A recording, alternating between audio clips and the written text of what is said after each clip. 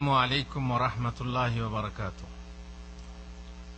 আলহামদুলিল্লাহি রাব্বিল আলামিন ওয়াস সালাতু ওয়াস সালামু আলা রাসূলিহিল কারীম ওয়া আলা আলিহি ওয়া সাহবিহি আজমাইন। আজকে আমাদের ধারাবাহিক আলোচনায় আল্লাহর এই ঘরে আমরা আলোচনা করব সেই লিবাসের আদব সম্পর্কে, লিবাস পোশাকের আদব সম্পর্কে। আমরা আগে আলোচনা করেছি মহিলার লিবাসের শর্ত কি,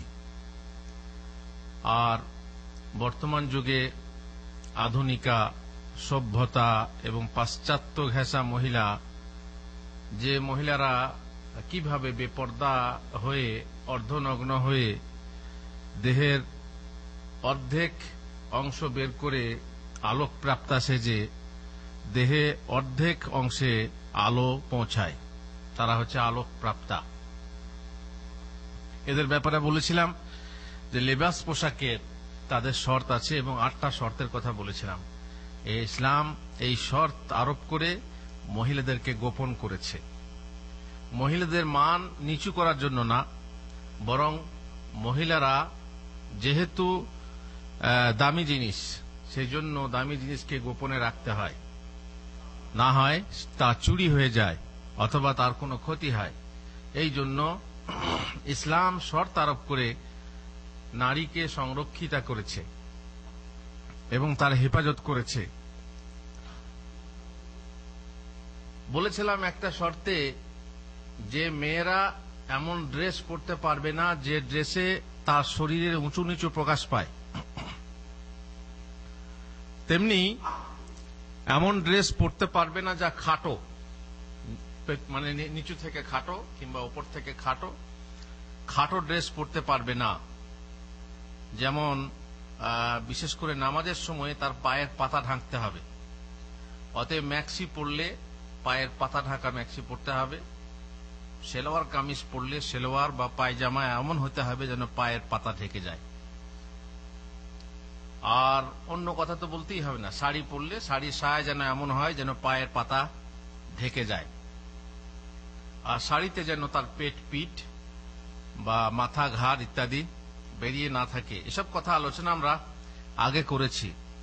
আপনি পুরুষদের ব্যাপারে দেখুন, পুরুষরা যদি খাটো লেবাস পরে তাহলে সমস্যা নেই, তার নাভি থেকে হাঁটু পর্যন্ত হচ্ছে লজ্জাস্থান, আর মহিলা পুরোটা লজ্জাস্থান, তাই না? তো পুরুষ এমন ড্রেস পরতে পারবে না, বিশেষ করে নামাজের সময়। নামাজটা হচ্ছে এমন জিনিস যে তাতে আপনার সতর ঢাকতে হবে, যেটা ঢাকা ওয়াজিব তা ঢাকতে হবে। মহিলাদের যদি শাড়ি পরে নামাজ পড়ে আর সেজদা করতে গিয়ে যদি কোনো অংশ বের হয়ে যায়, নামাজ হবে? নামাজ হবে না। এই জন্য ওপর থেকে চাদর নিয়ে তাকে নামাজ পড়তে হবে, না হলে দেহের যে কোনো অংশ, মুখ আর হাত ছাড়া, অবশ্য পায়ের পাতার ব্যাপারে মতভেদ আছে যে পায়ের পাতা বেরিয়ে গেলে নামাজ হবে কিনা, কিন্তু আপনার পেট, আপনার পিঠ যদি বের হয়ে যায়, দেহের মধ্যের অংশ মানে মাঝখানের অংশ, তার নামাজ হবে? মোটেই না। এই যে বাহু, মহিলারা হাতওয়ালা জামা পরে না, ছেলেদের মতো পরে না, এই পর্যন্ত পরে, না হয় এই পর্যন্ত পরে, আর না হয় তো এই পর্যন্ত, আর না হয় তো একটা ফিতে। তো তাদের যে এই সমস্ত ড্রেস আছে, যদি বাই চান্স নামাজ পড়তে গিয়ে এই হাতের এই অংশটা বেরিয়ে যায় কিংবা এখানটা বেরিয়ে যায়, তাহলে নামাজ বাতিল হয়ে যাবে। যেমন পুরুষ প্যান্ট শার্ট বা প্যান্ট এবং টি শার্ট পরে কিংবা গেঞ্জি পরে সেজদা করতে গিয়ে যদি পিঠের এমন অংশ বের হয়ে যায় যেটা নাভির নিচে পড়ে, তো সেটা হলো লজ্জাস্থান। আর লজ্জাস্থান বের হয়ে গেলে নামাজ কি হয়ে যাবে? বাতিল হয়ে যাবে। সুতরাং এই ব্যাপারটা পুরুষ মহিলা উভয়কেই খেয়াল করা দরকার। বর্তমানে এমন অবস্থা হয়েছে, আগে মহিলারা বা মেয়েরা সালোয়ার কামিজ পরতো, মাঝে একটা ওড়না রাখতো। আমাদের মুসলিম মেয়েরা ওড়নাটা বুকে এভাবে ঢেকে রাখতো, তারপর আস্তে আস্তে সেটা কি হলো, ভাঁজ করে এইভাবে চাপিয়ে রাখতে লাগলো। এখন বর্তমানে দেখা যায় ওড়নাটা বুকেই নেয় না, আর বুকটা ফাঁকা। আর যারা গেঞ্জি পরে, যারা টি শার্ট পরে, তাদের ব্যাপার তো আলাদা। যারা সালোয়ার কামিজ পরে তারাও আর ওড়না ইউজ করছে না। মানে ধীরে ধীরে এর কি হচ্ছে, এর উন্নতি ঘটছে আর কি, ধীরে ধীরে বরং অবনতি ঘটছে পোশাকের। মেয়েরা সবসময় মেয়েদের মাঝে পোশাক পরিচ্ছদ নিয়ে গর্ব করতে চায় এবং আমার পোশাকটা ভালো হোক সেটা সে চায়, অপরের পোশাকের চেয়ে আমার পোশাকটা ভালো এটা সে চায়। আর অপরের পোশাক দেখলে পরে তার মনে মনে ঈর্ষা জাগে। এই জন্য কেউ কেউ বলেছেন কাফন হলো একমাত্র এমন কাপড় যে কাপড় এক মহিলা অপর মহিলার সামনে পড়লে ঈর্ষা হয় না, আর বাকি অন্য কাপড় পরা দেখলেই ঈর্ষা হয়। আর ভালো লাগলেই অর্ডার হয়, স্বামীকে বলে অমুক দোকানে এই পাওয়া যাচ্ছে এটা নিয়ে এসো। টিভিতে দেখলে তো কোনো ব্যাপারই নেই, মানে অ্যাডভার্টাইজ দেখলেই তখন নতুন জিনিস পাওয়ার জন্য এরা যখন অনুষ্ঠানে যায় তখন আনকমন চায়। গতবারে একটা অনুষ্ঠান হয়েছে, সেখানে যেটা পড়ে গেছে আর পড়ে যাবে না। কি চায়? আনকমন চায়, কমন জিনিস চায় না। তাতে কি হয়? গর্ব হয় তাদের, তারা গর্ব করে পোশাক নিয়ে। মহিলা মনে করে যে ঘড়ি মুক্তা ও প্রবাল দ্বারা সৌন্দর্য খচিত, সেই ঘড়িতে টাইম বেশি ভালো দেয়। কোন ঘড়ি পরে? যে ঘড়ি বেশি সুন্দর, যাতে হিরে আছে ইত্যাদি ইত্যাদি, টাইম দেখ আর না দেখ সেই ঘড়ি সে পরবে। মহিলা অনুষ্ঠানের উপযুক্ত জুতা কিনে, পায়ের উপযুক্ত না হলে চলে। বুঝতে পারছেন? যেমন অনুষ্ঠান ঠিক সেরকম সাজগোজ তারা পছন্দ করে। আমি মাঝে মাঝে বলি, অবশ্য মেয়েরা আমাকে অনেকে খারাপ ভাবে বা গালি দেয়, যে মেয়েরা কিভাবে লেবাস পোশাক নিয়ে তারা গর্ব করে। এক ভোজ অনুষ্ঠানে খেতে গেছে, তো এক মহিলা পরিবেশন করছে, মহিলাদের কাছে পরিবেশন করছে, তার হাতে আছে হীরের আংটি। যখন পরিবেশন করছে চামচ দিয়ে কিছু, তখন এইভাবে আংটিটা দেখাচ্ছে এইভাবে, আর নেবে আর দরকার, সে বলছে আর নেবো না, আর নেবে, তার মানে আংটিটা দেখো, আমার আংটিটা দেখো কত সুন্দর। তখন সে মহিলা দেখছে তো আমাকে আংটি দেখিয়ে আমাকে ছোট করতে চাচ্ছে। তো ওর হাতে আংটি বা চুড়ি সেরকম কিছু ছিল না, কিন্তু এখানে এটাকে কি বলে, বাউটি না বাজু কি বলে, বাজুবন যাই হোক, এখানে একটা সোনার সেট ছিল। তখন শাড়িটাকে তুলে এভাবে বলছে আর নেবো না, আর নেবো না গো, আর নেবো না। তার মানে তুমি যেমন আংটি দেখাচ্ছ তেমনি আমার বাজুবনটাও দেখো কত। তো এইভাবে তারা কি করে, আপোষে গর্ব করে। অবশ্য সব মহিলার কথা বলছি না, মহিলার মধ্যে ভালো মহিলাও আছে, তাই না? পুরুষদের মধ্যে ভালো পুরুষও আছে, সব জিনিসের মধ্যে ভালো মন্দ মধ্যম আছে। কিন্তু মহিলাদের এরকম উচিত না, লেবাস পোশাক পরে অহংকার গর্ব প্রকাশ করা মোটেই উচিত না। এবারে আমরা অবশ্য পুরুষদেরও ক্ষেত্রে তাই, পুরুষরাও অহংকার করতে পারেন, আমরা বলবো পরে। এখন শুনুন আগে যে পুরুষদের লেবাসের শর্তগুলো কি, পুরুষের লেবাসের শর্তগুলো কি। আগে মহিলাদের যে শর্ত প্রায় সেগুলো আছে, কিছু দু একটা শর্ত মানে ব্যতিক্রম আছে কিংবা অতিরিক্ত আছে। নম্বর 1, লেবাস যেন নাভি থেকে হাঁটু পর্যন্ত অংশ অবশ্যই আবৃত রাখে, কমসে কম নাভি থেকে হাঁটু পর্যন্ত। অবশ্য নামাজের ক্ষেত্রেও তাই, কিন্তু নামাজের ক্ষেত্রে কান ঢাকতে হবে না, হবে না? আর কান যদি ঢাকতে হয় তো পেটটা বের করে রাখা যাবে? মানে কানটা ঢাকলাম আর পেটটা মাঝখানে বেরিয়ে থাকলো আর নিচেটা নাভি থেকে হাঁটু পর্যন্ত কাপড় থাকলো, তাহলে নামাজ হবে? নামাজ হয়ে যাবে, কিন্তু কান ঢাকা যখন নিষেধ, তখন কান খোলা রাখা যখন নিষেধ। যেমন এহরাম অনেকে যায়, এহরাম পরে তো ডান কানটা বের করেই রাখে, নামাজের সময়ও ঢাকে না, এটা হাদিস বিরোধী কাজ, যদিও নামাজ হয়ে যায়। এখন পাড়াগ্রামের চাষিরা যারা গামছা পরে নামাজ পড়ে, গরমে মসজিদে এসেছে গামছা গায়ে দিয়ে, ব্যাস, তাও আবার মাথাটা ঢাকবে, টুপি আনে নেই, মাথাটা ঢাকবে। এই গামছাটা যখন মাথায় নেবে তখন পেট আর পিঠ ফাঁকা, ওই মেয়েদের শাড়ির মতো, আর ওতেই নামাজ পড়বে। বলুন আপনাদের এইরকম এটা কি ঢাকা হলো না খুলনা হলো? এটা হলো খুলনার পর্যায়ভুক্ত।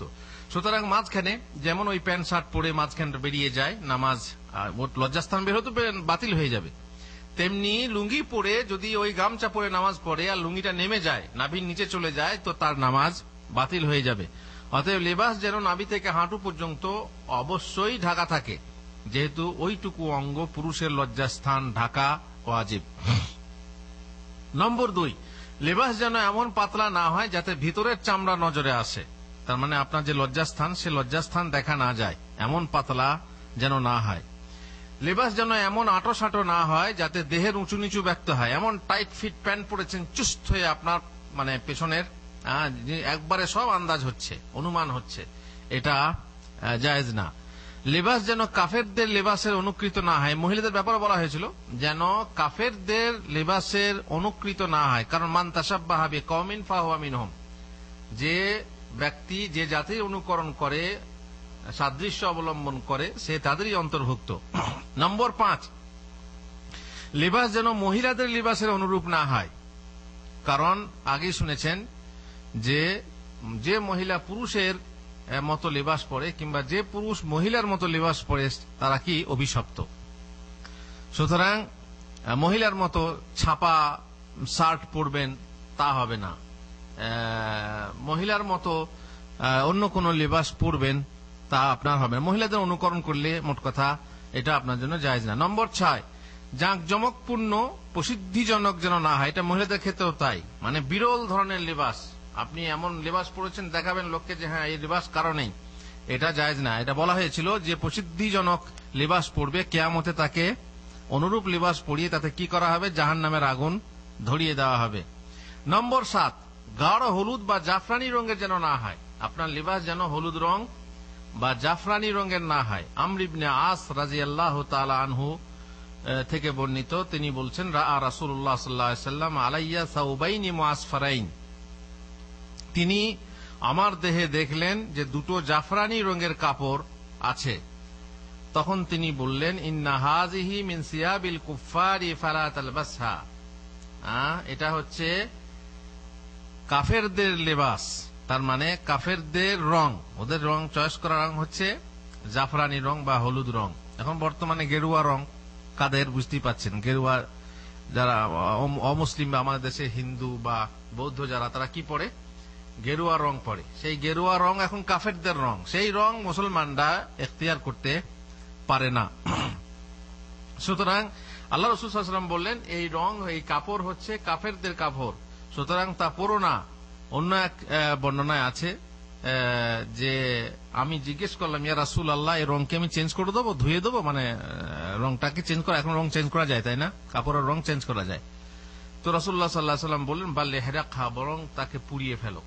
তার মানে এমন শক্ত ব্যাপার যে এই রং চয়েস করাই তোমার ভুল হয়েছে। আর নম্বর 8, লিবাস যেন রেশমি কাপড়ের না হয়, রেশম পরা নিষেধ। অসব রেশম বলতে খাঁটি রেশম যেটা বলা হয়, এমনি মানে যেটা কি বলা হয় ওটাকে, তুঁত গাছ থেকে যেটা তৈরি হয়, হ্যাঁ, যেটা আসল রেশম, সেই রেশম পুরুষ পড়তে পারে না, মহিলারা পড়তে পারে। কিন্তু যদি আসল রেশমের না হয়, ওটাকে কি বলে, নাইলন জাতীয় যে একটা কাপড় আছে, না নাইলনের তো কাপড় হয় না, এই জাতীয় একটা কাপড় আছে যে কাপড়টাকে কি নাম, যাই হোক, আসল রেশম যদি না হয় তাহলে সেই রেশম পরা যাবে, যদি ওই তুঁত পোকা থেকে যদি গুটি পোকা থেকে তৈরি রেশম না হয় তাহলে পুরুষ পড়তে পারে। যেহেতু রাসূলুল্লাহ সাল্লাল্লাহু আলাইহি ওয়াসাল্লাম বলছেন ওয়াহিল্লায যাহাবু ওয়াল হারিরু লিনাসি মিন উম্মতি ওয়া হুররিমা আলা যুকুরিহা, মানে সোনা ও রেশম আমার উম্মতের মহিলাদের জন্য হালাল করা হয়েছে আর পুরুষদের জন্য হারাম, সোনা আর রেশম। সুতরাং এই দুই কি বলে আপনার রেশম যদি আসল হয় তাহলে হারাম, বাকি যদি আপনার নকল রেশম হয় তাহলে সেটা হারাম নয়। আরেক হাদিসে আছে ইন্নামা ইয়ালবাসুল হারিরা ফিদ দুনিয়া মান লা খালাকা লাহু ফিল আখিরাহ, দুনিয়াতে রেশম বস্ত্র তারাই পরবে যাদের পরকালে কোনো অংশ নেই, তার মানে আখিরাতে সে শাস্তি ভোগ করবে, সে কোনো অংশ পাবে না। ইবনে হযরত উমর রাদিয়াল্লাহু আনহু বলেন রাসূলুল্লাহ সাল্লাল্লাহু আলাইহি ওয়াসাল্লাম রেশমের কাপড় পরতে নিষেধ করেছেন, তবে 2, 3 অথবা 4 আঙ্গুল পরিমাণ অন্য কাপড়ের সঙ্গে জুড়ে ব্যবহার করতে অনুমতি দিয়েছেন। এখন যদি ডিজাইনের জন্য রেশম কাপড় দরকার হয়, সাধারণ কাপড়ের সাথে রেশম কাপড় যদি মানে সামান্য দেওয়া হয় 2-4 আঙ্গুল পরিমাণ, তাতে আবার সমস্যা নেই, পুরো কাপড়টা রেশম হওয়া ঠিক না। যেমন হলুদ জাফরান রং যদি সামান্য থাকে, দাগ থাকে কিংবা থাকে কি বলে ডিজাইন থাকে, সমস্যা নেই। গোটা রং যদি হয় বা অধিকাংশ রং যদি আপনার হলুদ হয় কিংবা জাফরানি হয় তাহলে সেটা নিষিদ্ধ। অনুরূপ কোন চর্মরোগ প্রভৃতিতে উপকারী হলে তা ব্যবহারের অনুমতি আছে। সে যুগে চিকিৎসা ছিল, যদি কারো দেহে চর্মরোগ হয়, চুলকানি রোগ, আমাদের এখন বর্তমানে গন্ধ, কারো কি সব ওষুধ আছে, কিন্তু সে যুগে রেশমের কাপড় পরলে নাকি ভালো হতো। তাহলে সেই রকম যদি কোনো ওষুধে কাজে দেয় তাহলে ব্যবহারে অনুমতি আছে। নম্বর 9, পরিহিত লেবাস, পায়জামা, প্যান্ট, লুঙ্গি, কামিজ প্রভৃতি যেন পায়ের গাঁটের নিচে না যায়। আপনি যদি বর্তমান মুসলমানদেরকে, এমনকি সৌদি আরবেও যেখানে খাঁটি ইসলামের দেশ, সেখানে মসজিদে যদি আপনি পেছন দিকে দাঁড়িয়ে সামনের কাতারের দিকে তাকান, তো কত পার্সেন্ট লোকের গাঁটের নিচে কাপড় পাবেন? সৌদি অসৌদি সবারই প্রায় 90 থেকে বেশি, 95% লোকের কাপড় গাঁটের নিচে ঝুলে। তারা কি হাদিস শোনে না? শোনে, কিন্তু মানে না। এমনই বহু আমল আছে মানে না, যেমন দাড়ি রাখে না, দাড়ি সবাই জানে দাড়ি রাখা ওয়াজিব, দাড়ি রাখে না। অনেক সবাই জানে যে বিড়ি সিগারেট খাওয়া হারাম, তবুও ছাড়ে না। এ দেশে বিদেশে সব দেশে এগুলো সব দেশেই আছে। তেমনি গাঁটের নিচে কাপড় ছেড়ে দেওয়া হারাম জানা সত্ত্বেও তারা মানে না। তো লিবাসের ক্ষেত্রে কিন্তু এটা হারাম। এটা 2 শ্রেণীর হয়ে থাকে। এক শ্রেণীর হলো যে আপনি গাঁটের নিচে কাপড় ছেড়েছেন, আপনার ভিতরে অহংকার নেই, অবহেলা করে ছেড়েছেন, অবজ্ঞা করে ছেড়েছেন, তাহলে তার শাস্তি কি? মা আসফালা মিনাল কাবাইনি মিনাল ইজারি ফিন্নার। গাঁটের নিচে যে অংশটুকু আপনার কাপড়ে ঢাকা থাকবে সেই অংশটুকু জাহান্নামে জ্বলবে। মাফি মুশকিল, ওইটুকু গেলে সমস্যা নেই, গোটা দেহ তো আপনার বাঁচবে, তাই না? আরে জাহান্নামের আগুনে 70 গুণ তেজ বেশি, সেই আগুনে ওইটুকু অংশ পোড়ার কতটা ক্ষতি আপনি জাহান্নামের সবচেয়ে হালকা আযাব যেটা, সেটা যদি খেয়াল করেন তাহলে বুঝতে পারবেন। হ্যাঁ, কে বলবে জাহান্নামের সবচেয়ে হালকা আযাব কি?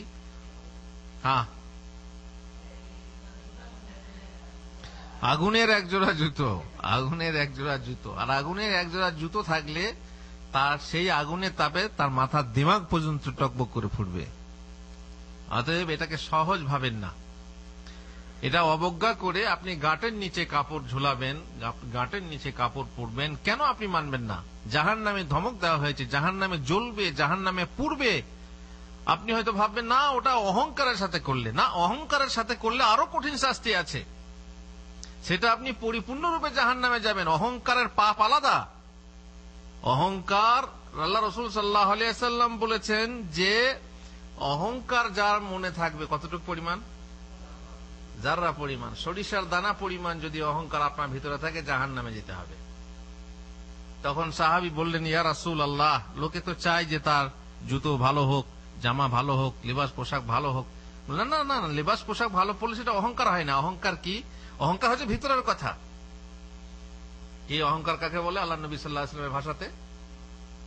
অহংকার হচ্ছে বাতরুল হাক্কি ওয়া গামতুন নাস।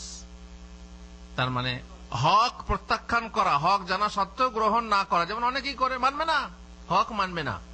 সে নিজের গদি টিকাবার জন্য, সে নিজের পজিশন টিকিয়ে রাখার জন্য, সে নিজের মতকে বলবৎ করার জন্য সে হক মানবে না। সে নিজের স্বার্থ বজায় রাখার জন্য হক মানবে না। কারণ মানলেই তো আমার পয়সা বন্ধ হয়ে যাবে, মানলেই আমার জায়গাটা, আমার গদিটা চলে যাবে, এই জন্য হক মানে না। অহংকার এটা। আর নম্বর 2 হচ্ছে গামতুন নাস, মানুষকে তুচ্ছ জ্ঞান করা, মানুষকে ছোট জ্ঞান করা। একেই তো বলে অহংকার, বড়াই। বড়াই মানে কি? ছোট হয়ে বড় মনে করা, নিজে ছোট হয়েও নিজেকে বড় মনে করা। সুতরাং এই হলো অহংকার। আর অহংকারের সাথে যদি কেউ পড়ে, তাহলে তো বুঝতেই পাচ্ছেন যে কিয়ামতের দিনে আল্লাহ তাআলা তার দিকে তাকিয়ে দেখবেন না। আল মুসবিলু ইজারাহ, তার মানে কিয়ামতের দিনে আল্লাহ তাআলা এই যে মুসবিল হবে, যে তার নিজের লুঙ্গি পায়জামা প্যান্টকে গাঁটের নিচে ঝুলিয়ে অহংকারের সাথে পড়বে, কিয়ামতের দিন আল্লাহ তার দিকে তাকিয়ে দেখবেন না, তাকে পবিত্র করবেন না, তার জন্য হবে আযাবে আলিম, কঠিন শাস্তি। রাসূলুল্লাহ সাল্লাল্লাহু আলাইহি ওয়াসাল্লাম হাদিসে বলেছেন, ইজরাতুল মুমিনি ইলা আনসাফি সাকাইহি লা জুনাহা আলাইহি ফিমা বাইনাহু ওয়া বাইনাল কাবাইনি মা আসফালা মিন যালিকা ফাফিন নার। মুমিনের লুঙ্গি হবে অর্ধেক পায়ের রলা বরাবর। পায়ের রলা বরাবর এখানে হাঁটু। যদি এটা হাঁটু হয় তাহলে পা পর্যন্ত আপনার লুঙ্গি কোথায় থাকবে? মাঝখানে। কিন্তু সে যদি না চায় তাহলে থাকবে পায়ের গাঁট থেকে নিয়ে এই হাঁটু পর্যন্ত অংশ।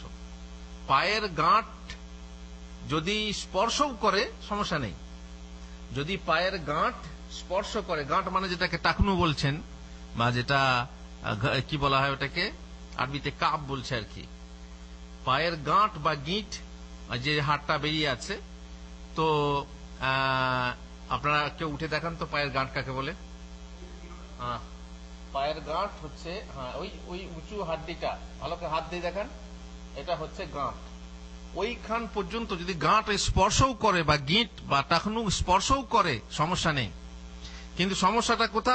মা আসফালা মিন যালিকা ফাফিন্নার, এর থেকে নিচে নামলেই সেইটা জাহান্নামে যাবে। এইটুকু নিচে নামলে সেটুকু জাহান্নামে যাবে। কালা যালিকা সালাসা মাররা, তিনবার রাসূলুল্লাহ সাল্লাল্লাহু আলাইহি ওয়াসাল্লাম বললেন, তবুও মানুষ শোনে না। ওয়ালা ইয়ানজুরুল্লাহু ইয়াউমাল কিয়ামাতি ইলা মান জাররা ইজারাহু বাতারা, আর যে তার লুঙ্গিকে অহংকারের সাথে ছেঁচড়ে নিয়ে বেড়ায়, বালা দিয়া লোকের দরকার নেই, সাফ করে বেড়ায় রাস্তা, সেই লোকের দিকে আল্লাহ তাআলা তাকিয়েও দেখবেন না। তাকিয়ে দেখবেন না মানে কি? রহমতের দৃষ্টিতে তাকাবেন না। সুতরাং ব্যাপার বহু গুরুতর। নিশ্চয়ই বুঝতে পারছেন যে ছেঁচড়ে বেড়ানো, নিচে গাঁটের নিচে কাপড় প্রকাশ থাকে, যে পুরুষদের জন্য কাপড় গাঁটের উপর থেকে নিয়ে পায়ের রলার অর্ধেক অংশ পর্যন্ত উঠিয়ে পড়া সুন্নত। অবশ্য যেখানে প্রসিদ্ধি, রিয়া ও বিদ্রুপের ভয় আছে, সেখানে বেশি তুলে লুঙ্গি বা পায়জামা পরা উচিত না। দেখবেন অনেকে একবারে তুলে দেয় যাতে করে লোকে দেখে, হ্যাঁ ব্যঙ্গ করে, হ্যাঁ মোতাওয়া। তো বলা হয়েছে এমন তোলা তুলো না যাতে করে লোকে দেখে তোমাকে ব্যঙ্গ করে। ওলামারা বলেছেন, এখানে ইবনে উসাইমিন বলেছেন যে অত তোলা উচিত না। যেখানে নিচে মানুষ নামিয়ে মানে মানতে চায় না, সেখানে তুমি এত তোলা তুললে যে লোকে তোমাকে ঠাট্টা করবে, তো এইরকম ঠাট্টার পাত্র হওয়া উচিত না। মোটামুটি তুমি গাঁটের উপরে রাখো, তাহলেই যথেষ্ট। আর দুঃখের বিষয় যে পুরুষরা গাঁটের নিচে নামাতে শুরু করেছে, আর মেয়েরা গাঁটের উপরে বরং হাঁটুর উপরে তুলতে শুরু করেছে। এই কথা আপনারা নিশ্চয়ই বাস্তবে দেখছেন। যেমন পায়ের রলার গোদ বা শীর্ণতা অথবা গাঁটের আশেপাশে কোনো ত্রুটি ঢাকার জন্য, যদি কেউ বলে হুজুর আমার এই দোষ আছে, পাটা মোটা হয়ে যায়, গোদ বলে না, গোদ একটা রোগ, পাটা মোটা হয়ে যায়, কিংবা আর একটা রোগ আছে যাতে শীর্ণ সরু হয়ে যায়। দেখবেন অনেকের একটা পা ঠিক আছে, একটা পা সরু হয়ে গেছে, মানে চিকন হয়ে গেছে। তো এইটাকে ঢাকার জন্য যদি আমি গাঁটের নিচে পড়ি, না, তাও জায়েজ না, না তাও জায়েজ না। গাঁটের নিচে ঝুলিয়ে কাপড় পরা তাতেও বৈধ না। এ কথা আছে সিলসিলা সহিহাতে 6 খণ্ড 405 পৃষ্ঠায়। মানে অনেকে বলবে যে এটা তো একটা ওজর। কথায় বলে আপনার মান আপনি রাখো, চুল দিয়ে কান ঢাকো। তার মানে কি? তোমার কান কাটা গেছে, কান নেই, তো চুলটা লম্বা করে নাও, তাহলে লোকে বুঝতে পারবে তুমি কান কাটা, না তো লোকে কান কাটা ঠাট্টা করবে। তা এই ক্ষেত্রে যদি কেউ মান রাখার জন্য কাপড়টা গাঁটের নিচে পড়ে, না, এটা হারাম, যেহেতু হারাম বাস। আর এটা আর চুল লম্বা করে রাখা, এটা সমস্যা নেই, সমস্যা হচ্ছে ওখানে। হ্যাঁ, বেশ। এবারে চলুন রাসূলুল্লাহ সাল্লাল্লাহু আলাইহি ওয়াসাল্লামের পছন্দনীয় লিবাস কি। আপনি যদি রাসূলুল্লাহ সাল্লাল্লাহু আলাইহি ওয়াসাল্লামের পছন্দ অনুযায়ী পড়তে চান, সুন্নত অনুযায়ী, তা সেই লিবাস কি? সবচেয়ে পছন্দনীয় লিবাস ছিল কামিজ। কামিজ কাকে বলে? ফুল হাতা, প্রায় গাঁটের উপর পর্যন্ত লম্বা জামা বিশেষ, এই যে আমরা পড়ছি, একে কি বলা হয়? কামিজ। আরবিতে কি বলছে এখন? তোপ বলছে। তোপ নয়, আসলে সৌব। সৌবটাকে আমরা বাইরের লোকেরা কি বলি? তোপ। তোপ মানে তো বুঝতে পারছেন, হ্যাঁ তোপ, তোপ, ও তোপ না, সৌব। যেমন সুমাইরিকে আমরা কি বলি? তুমাইরি বলি না? এইরকম বাঙালিরা মানে বাইরের লোকেরা সাটাকে ঠিকভাবে উচ্চারণ না করে তারা সাটাকে তা বানিয়ে দিয়ে তোপ বানিয়ে দিয়েছে। আসলে তোপ না, সৌব।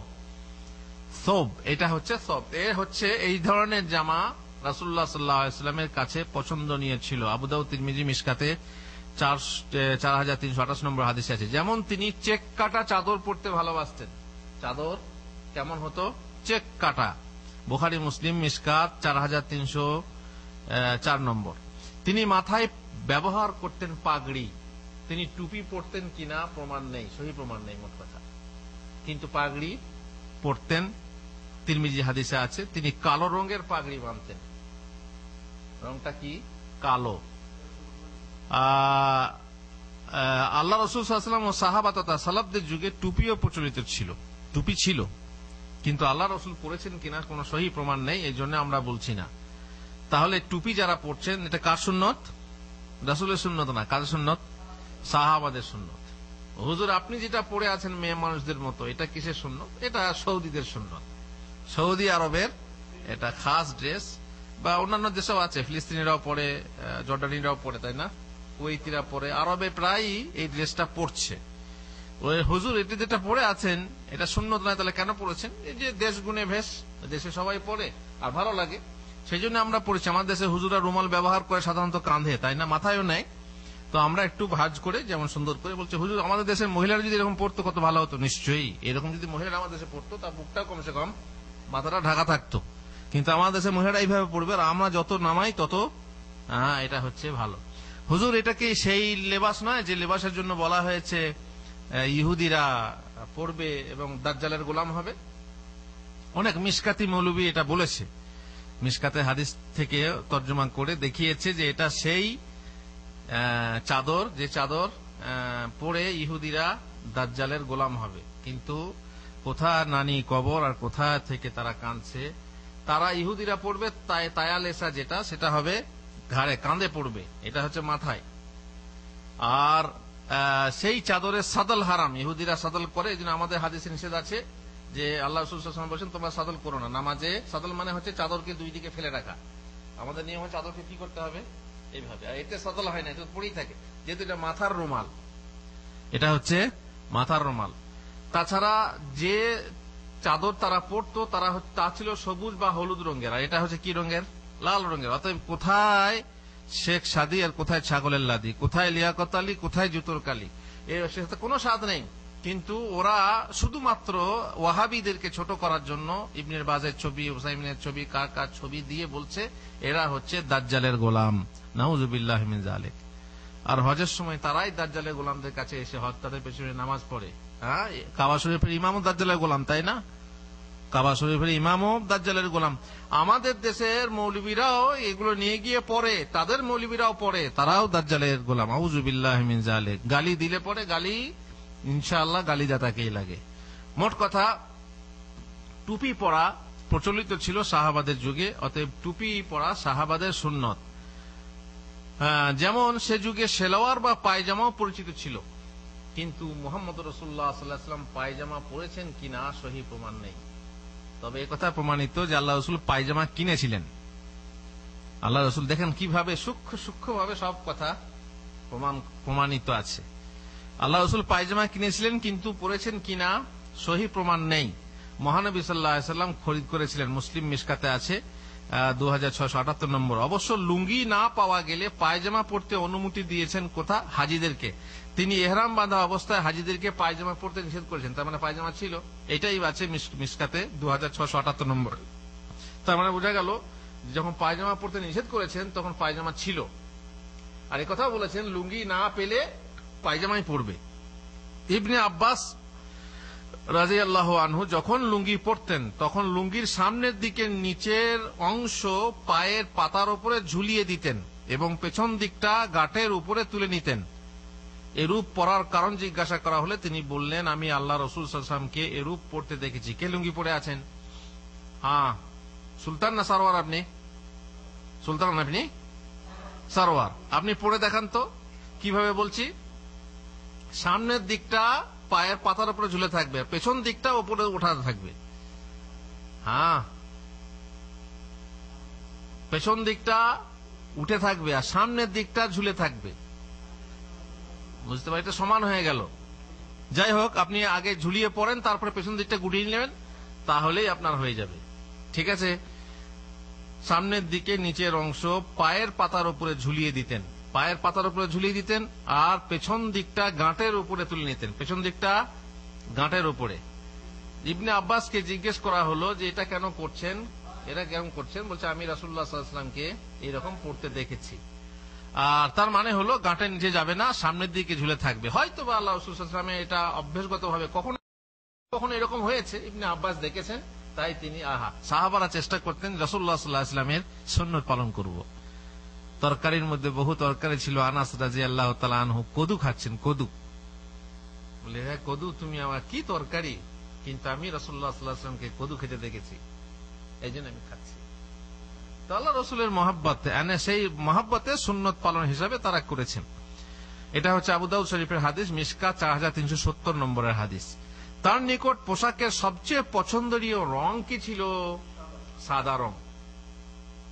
সাদা রং, এই জন্য তিনি বলেছিলেন, ইলবাসু সিয়াব আল বেদ ফাইন্নাহা আতহারু ওয়া আতয়াবু ওয়া কাফিনু ফিহা মাউতাকুম।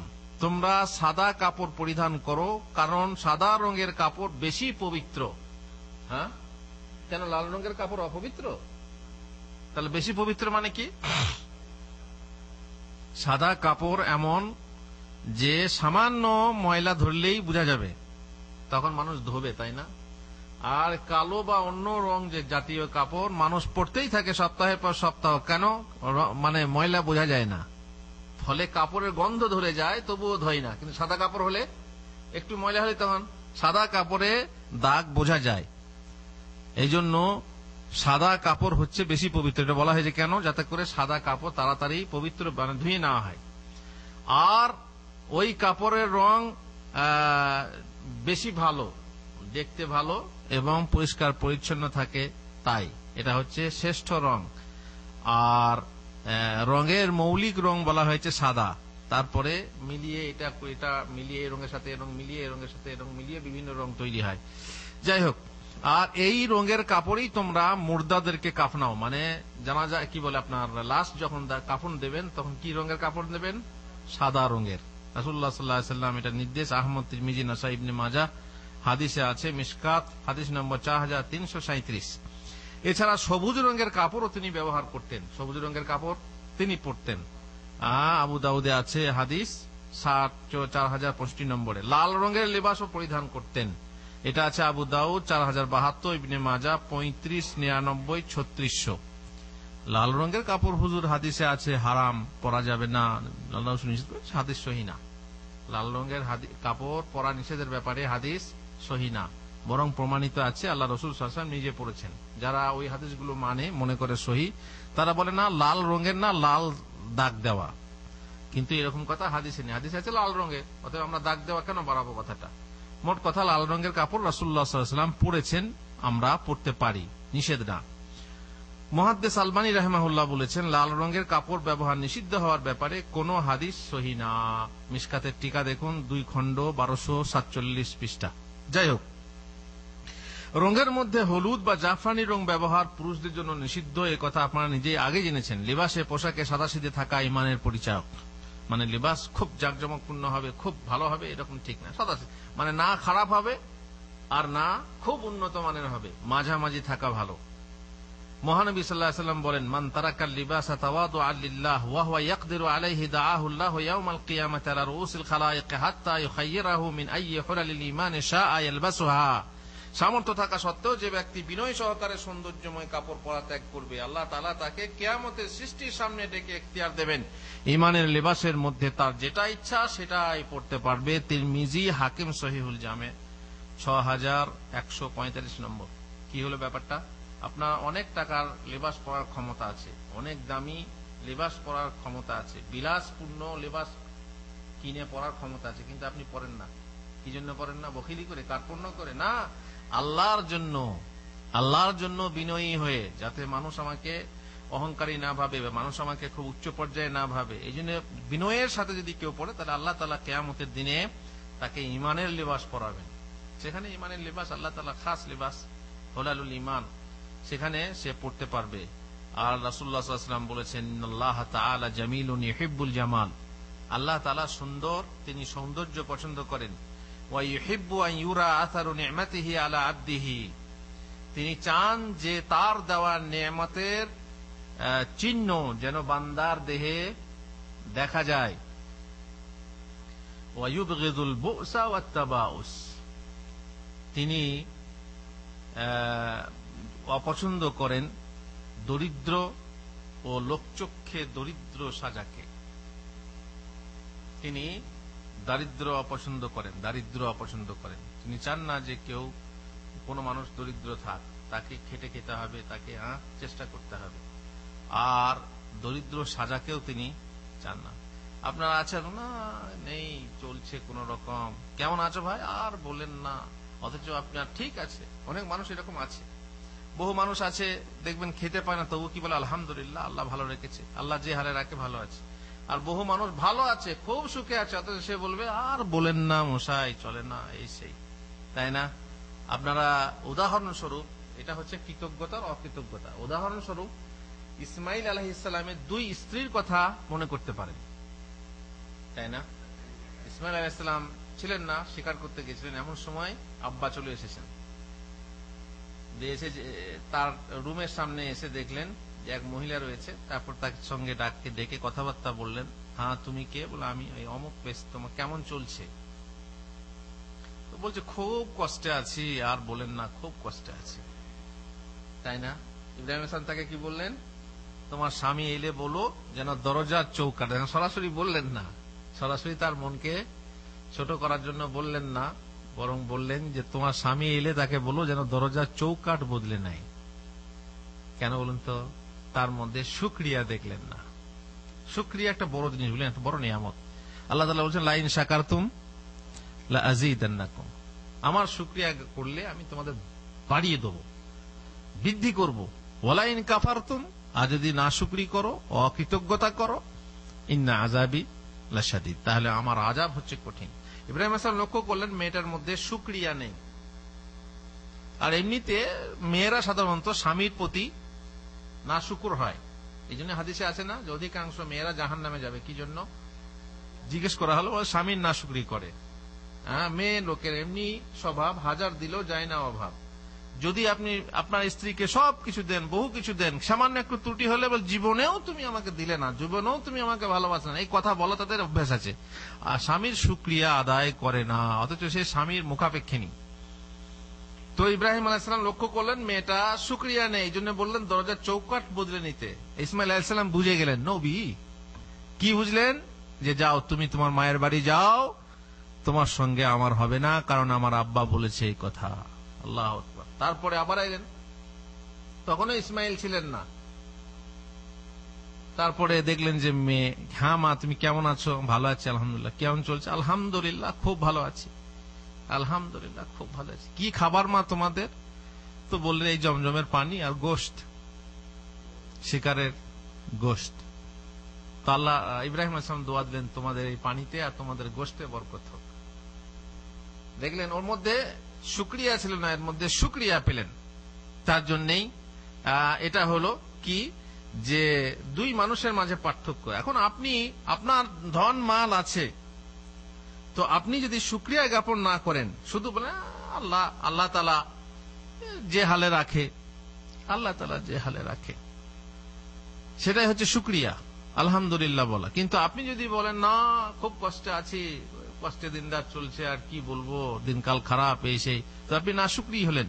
তার জন্য আল্লাহ তাআলা এটা পছন্দ করেন না। আর একটা হাদিসে আছে লা ইয়াদখুলুল জান্নাতা মান কানা ফি কলবিহি মিসকালু যাররাতিন মিন কিবরিন। এটা হাদিসটা বলা হয়েছে যে যে ব্যক্তির মনের ভিতরে সরিষা দানা পরিমাণ অহংকার থাকবে, সে ব্যক্তি জান্নাতে যাবে না। তবে যদি কেউ সৌন্দর্যের জন্য ভালো জামা, ভালো জুতো পরে, সেটা অহংকার নয়। অহংকার হলো মানুষকে ঘৃণা করা এবং হক প্রত্যাখ্যান করা। রাসূলুল্লাহ সাল্লাল্লাহু আলাইহি ওয়াসাল্লাম বলেছেন ইন্নাল হাদিয়া সালেহ ওয়া সামতা সালেহ জুজউম মিন 70 জুজআ মিনান নবুওয়াহ।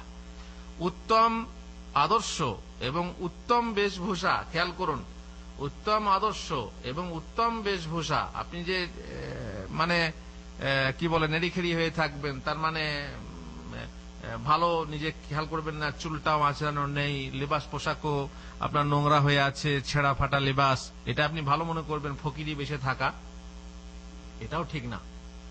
বরং উত্তম আদর্শ, উত্তম বেশভূষা, আর এ হচ্ছে কি নবুয়তের 70 ভাগের 1 ভাগ। তার মানে নবুয়তের এটা গুণ, নবুয়তের আচরণ, যেটা কি লিবাস পোশাক ভালো থাকতে হবে, নিজের বাহ্যিক লিবাস পোশাক ভালো রাখতে হবে, আর পবিত্র তো থাকতেই হবে, কিন্তু পরিষ্কার পরিচ্ছন্ন থাকতে হবে। আর আদর্শ উত্তম হতে হবে। অন্য এক রিওয়ায়াতে আছে ইন্নাল হুদা সালেহ ওয়া সামতু সালেহ ওয়াল ইকতিসাদ জুজউম মিন 25 জুজআম মিন নবুওয়াহ। উত্তম আদর্শ, উত্তম বেশভূষা এবং মিতাচারিতা। মিতাচারী মানে কি? মিতাচারী কাকে বলে? মাঝামাঝি, না বেশি আর না কম। মানে ওয়াল্লাযিনা ইযা আনফাকু লাম ইউসরিফু ওয়া লাম ইয়াকতুরু, যারা যখন ব্যয় করে না অপব্যয় করে আর না কার্পণ্য করে, বখিলি করে, মাঝামাঝি। খরচ করার সময়ও একবারে দুহাত খুলে সব ব্যয় করে দাও, আবার আগামীকাল দেখা যাবে, যা হবে হবে, না, এরকম না। আর একবারই করব না, তা না। নবুয়তের 25 ভাগের 1 ভাগ যে আপনি হবেন মিতাচারী, মাঝামাঝি, মধ্যম পন্থা অবলম্বন করবেন। জাবের রাদিয়াল্লাহু তাআলা আনহু বলছেন, আতানা রাসূলুল্লাহ সাল্লাল্লাহু আলাইহি ওয়াসাল্লাম যাইরান ফারাআ রাজুলান শু'সান কাদ তাফাররাকা শা'রুহু ফাকাল মা কানা ইয়াজিদু হাযা মা ইউসাক্কিনু বিহি রাসা আও মা ইউসকিনু বিহি রাসা ওয়া রাআ রাজুলান আলাইহি সিয়াব ওয়াসখা ফাকাল মা কানা ইয়াজিদু হাযা মা ইয়াগসিলু বিহি সাওবা। জাবের বলছেন যে এক ব্যক্তির মাথায় আলু তালু চুল ছিল, আর সে রাসূলুল্লাহ সাল্লাল্লাহু আলাইহি ওয়াসাল্লামের কাছে এলো জিয়ারতে। তো আল্লাহ রাসূল সাল্লাল্লাহু আলাইহি ওয়াসাল্লাম দেখে বললেন, এর কি এমন কিছু নেই যার দ্বারা এর মাথার এলোমেলো চুলগুলোকে সোজা করে আঁচড়ে নেয়? তার মানে কি চিরুনি নেই? আরে চিরুনি কাঠের হোক, প্লাস্টিকের হোক, যার হোক, চিরুনি কি নেই যে মাথার চুলগুলোকে সোজা করে নেবে? উস্কো খুস্কো বেশে এসেছো, আলু থালু বেশে, কেন? তার মানে কি? তাহলে মাথার চুলগুলোকে সোজা করে রাখা দরকার। কারণ অন্য হাদিসে আছে যে যার চুল আছে সে যেন চুলটাকে সম্মান দেয়, তার মানে সুন্দর করে রাখে। আরেক ব্যক্তির পরনে ময়লা কাপড় দেখে বললেন, ময়লা, নোংরা হয়ে আছে। তখন তিনি বললেন, মা কানা ইয়াজিদু হাযা মা ইয়াগসিলু বিহি সাওবা, এ কি এমন কিছু নেই যার দ্বারা ময়লা কাপড়কে পরিষ্কার করে নেয়? ময়লা কাপড় পরিষ্কার করে নেওয়াও জরুরি। আপনার কাপড় পুরনো হোক, কিন্তু তা যদি পরিষ্কার পরিচ্ছন্ন হয়, সেটাই হচ্ছে আপনার সুন্দর আচরণ। আবুল আহওয়াজ বলছেন, তিনি তার পিতা থেকে বর্ণনা করে বলছেন, আতাইতু রাসূলুল্লাহ সাল্লাল্লাহু আলাইহি ওয়াসাল্লাম ওয়া আলাইয়া সাউবুদুন, আমি রাসূলুল্লাহ সাল্লাল্লাহু আলাইহি ওয়াসাল্লামের কাছে এলাম আর আমার কাছে ছিল নেহাতি নিম্নমানের কাপড়, নেহাতি নিম্নমানের কাপড়। তখন তিনি বললেন, আলাকা মাল, তোমার কি মাল আছে? কুলতু নাম, হ্যাঁ আমার মাল আছে। কালা মিন আইয়িল মাল, কোন মাল আছে, কোন সম্পদ আছে? কুলতু মিন কুল্লিল মাল কাদ আতানি আল্লাহু মিনাল ইবিলি ওয়াল বাকারি ওয়াল খাইলি ওয়ার রাকিক। সুবহানাল্লাহ, আল্লাহ তাআলা আমাকে সব মাল দিয়েছেন। কি কি দিয়েছেন? আল্লাহ আমাকে উট দিয়েছেন, গরু দিয়েছেন, ছাগল দিয়েছেন, ভেড়া দিয়েছেন, ঘোড়া দিয়েছেন, কীটদাসও দিয়েছেন। আর কি বাকি আছে? সোনা চাঁদি থাকবেই, যখন যার উট আছে এসব বিক্রি করে সোনা চাঁদি হবে। তো রাসূলুল্লাহ সাল্লাল্লাহু আলাইহি ওয়াসাল্লাম বললেন যে, ফাইজা আতাকাল্লাহু মালান ফালইউরা আসারু নি'মাতিল্লাহি আলাইকা ওয়া কারামাতা আও কারামাতু, যখন তোমার কাছে সর্বপ্রকার মাল আছে তখন তোমার উচিত হলো, আল্লাহ যখন তোমাকে সর্বপ্রকার মাল দিয়েছেন, তখন তোমার উচিত হলো সেই মালের, সেই নিয়ামতের প্রভাব যেন তোমার দেহের উপরে দেখা যায়। বেশ, তোমার আল্লাহ দেওয়া নিয়ামত ও অনুগ্রহ তোমার বেশভূষায় প্রকাশ পাওয়া উচিত। কারামত, আল্লাহ তাআলা কারামত দিয়েছেন, তোমাকে সম্মান দিয়েছেন, সেই সম্মানের প্রভাব কই দেখে তোমার তো মনে হয় না যে আল্লাহ তোমাকে মাল দিয়েছেন। বুঝতে পারছেন? আর হাদিস আগে শুনলেন যে আল্লাহ তাআলা মানে গরিবী হওয়া, মানে এভাবে ভান করা, গরিবের ভান করা পছন্দ করেন না। অনেকে দেখবেন মানুষ আছে যারা ছেঁড়া ফাটা লেবাস পরে কিন্তু বড় লোক। যদি বলতে যান তো বলবে, আমি হযরত তোমার পটি দেওয়া, তালি দেওয়া জামা পরতেন। বুঝতে পারছেন? তার মানে আমি হযরত তোমারের অনুকরণ করছি, অথচ তার ব্যাংক ব্যালেন্স আছে। হযরত তোমার ব্যাংক ব্যালেন্স ছিল? হ্যাঁ, একটা হযরত তোমার দান করতেন, তাই না? এস তো আর দান করতেন, তো তুমি দান তো করো না। তুমি হচ্ছে বখিল, তুমি কাউকে দেবে না খেতে, নিজেও খাবে না, ভালো পড়তেও দেবে না, ছেলে মেয়েদেরকেও দেবে না, আর তুমি নিজেও ভালো পড়বে না। তাহলে বোঝা গেল কি যে এই ব্যাংক ব্যালেন্স করে পটিমার্কা জামা পরে জাহেদ সাজা, এটা কিন্তু ভণ্ডামি ছাড়া অন্য কিছু না। ইসলাম বিলাসিতা ও অপচয় পছন্দ করে না। এই কথা আমরা ইনশাআল্লাহ আবার আগামী দর্শে বলবো যে কোন শ্রেণীর লিবাস আপনি পরবেন সে কথা আমরা পরে বলবো। আল্লাহ তাআলা আমাদেরকে তৌফিক দেন যা শুনলাম তা মেনে নেওয়ার, মেনে চলার। বিশেষ করে এই যে একটা কাবিরা গুনাহ, গাঁটের নিচে কাপড় পরা, কাপড় ঝুলিয়ে পরা, খবরদার এ থেকে সাবধান হবেন, কারণ জাহান্নামের হুমকি আছে। আর এটা হচ্ছে কাবিরা গুনাহ। আল্লাহ তাআলার কাছে তওবা করে ফিরে আসুন এবং গাঁটের উপরে কাপড় পরার অভ্যাস বানিয়ে নেন। আপনি হয়তো বলবেন গাঁটের উপরে কাপড় পরলে হ্যাংলা লাগে, মেয়েরা দেখে ভাববে যে হ্যাংলা লাগুক, কিন্তু জাহান্নামে কাংলা যখন হবেন, জাহান্নামে কাংলা হওয়ার থেকে দুনিয়াতে হ্যাংলা হওয়া ভালো, তাই না? অতএব আপনি খবরদার মানুষ কি বলছে সেটা ভাববেন না, যেটা আপনার করা উচিত সেটা আপনাকে করতে হবে। মানুষ যা বলছে পরিবেশ গুনেই বলছে, আপনি যদি পরিবেশটাকে পাল্টে দিতে পারেন তো আপনার দেখে তখন সবাই আপনাকে ভালো বলবে। অতএব আল্লাহ আমাদেরকে তৌফিক দেন। আল্লাহুম্মা আমিন। রব্বানা আতিনা ফিদ দুনিয়া হাসানা ওয়া ফিল আখিরাতি হাসানা ওয়া কিনা আযাবান নার। ওয়া সাল্লাল্লাহু আলা নাবিয়িনা মুহাম্মদ ওয়া আলা আলিহি ওয়া সাহবিহি আজমাইন।